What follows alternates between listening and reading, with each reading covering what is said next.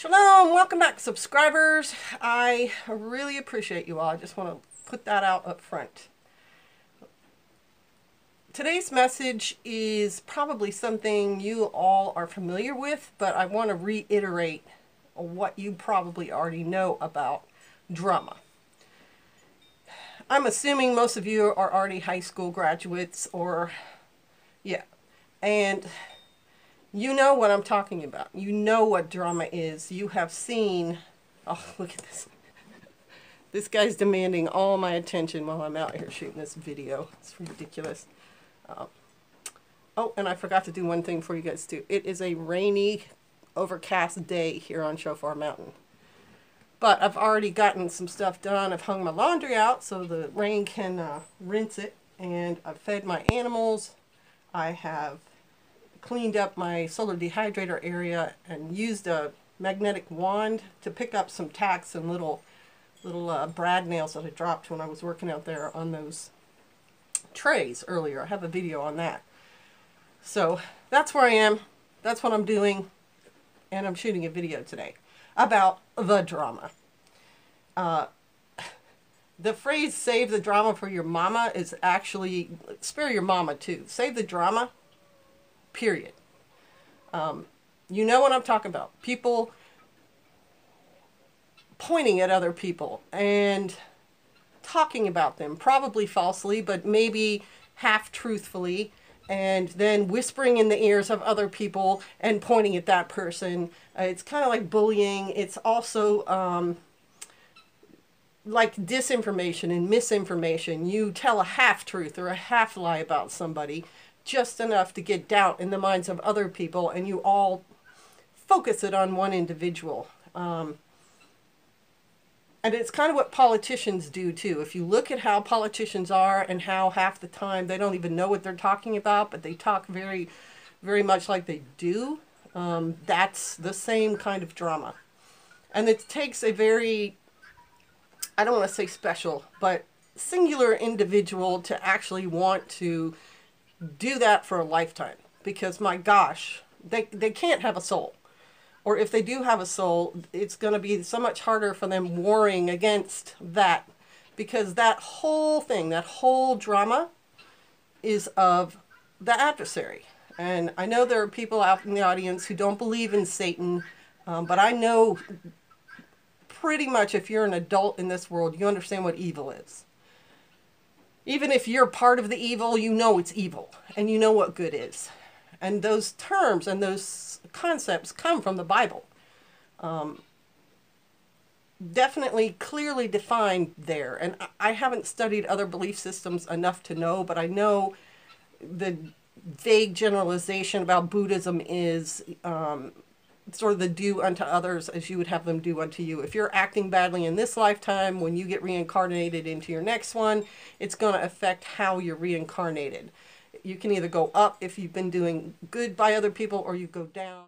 You get reincarnated into a better existence the next time, or you find enlightenment or whatever. But good and evil are out there, and you know it. And the Bible, like I said, delineates it and describes it very specifically. And Pastor Joe's sermon this past Shabbat on Shofar Mountain covers the same ground and gives the verses very well about the behavior of the saints towards each other. Now, you have to understand that if you're not a believer in God, then none of these rules apply to you, and whatever chaotic God entity you think is ruling the earth or you follow, it's his rules. It's not God's rules. God's rules are very specific, and that you are to treat other people as you want them to treat you, so that would be kindness. And it's initially very specifically to other believers. So where does drama come into that? Well, the Bible is very specific who the accuser of the saints are and the behavior of those who are not walking in Yah's way. And drama is a very good word to sum that up. Because the Father's way is not chaotic. It is very orderly. He doesn't like chaos.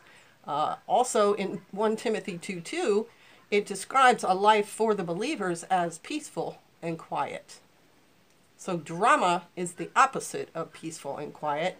And you know the dramatic people by how they act. They're very loud. They're attention grabbing. They need attention from people. They are not considerate of other people's feelings. They assume their feelings trump other people's feelings. And I don't mean that as a pun for a president. They supersede them.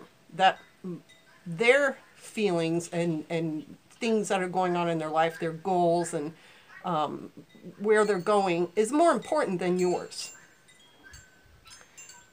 And I think that's a mindset for the truly elite and truly rich. I know they're also very afraid.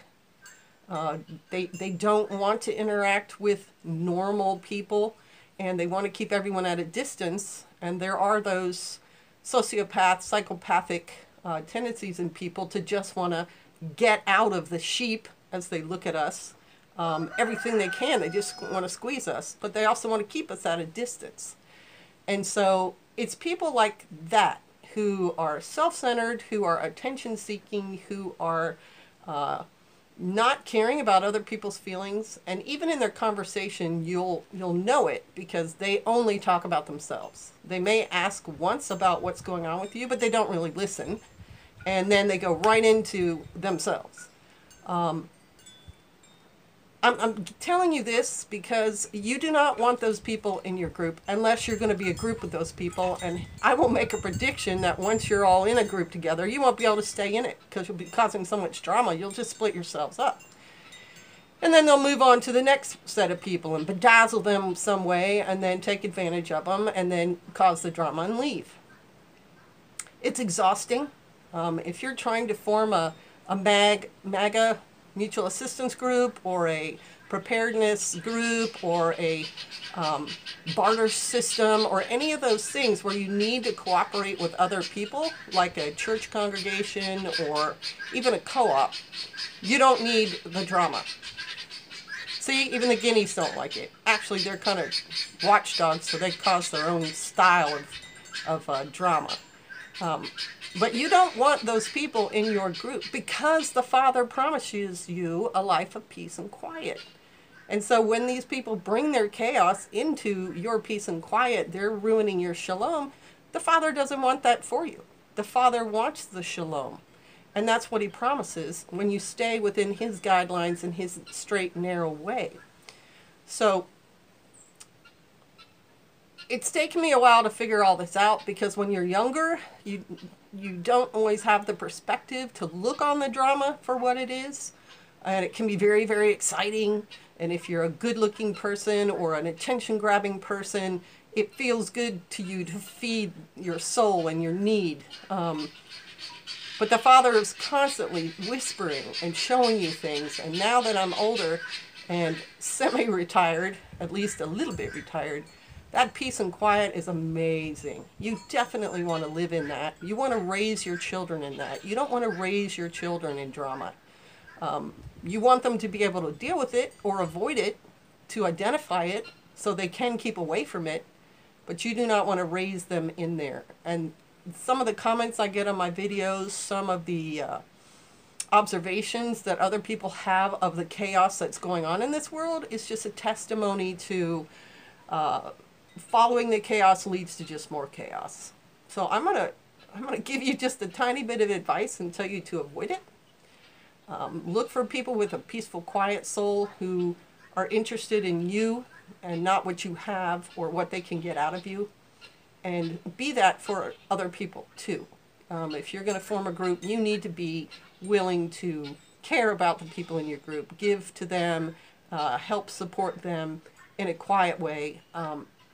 And it's worth it. It's worth it for you to do that. I think that's the way to move forward in that sort of thing. And I hope my advice will bring some fruit in your life. The Father is the way. You do want to read your word. You want to find out in his scriptures all the things he has promised for you because they're good. All right, bless you. Have a wonderful day. Ugh, I hate that cliche. Shalom.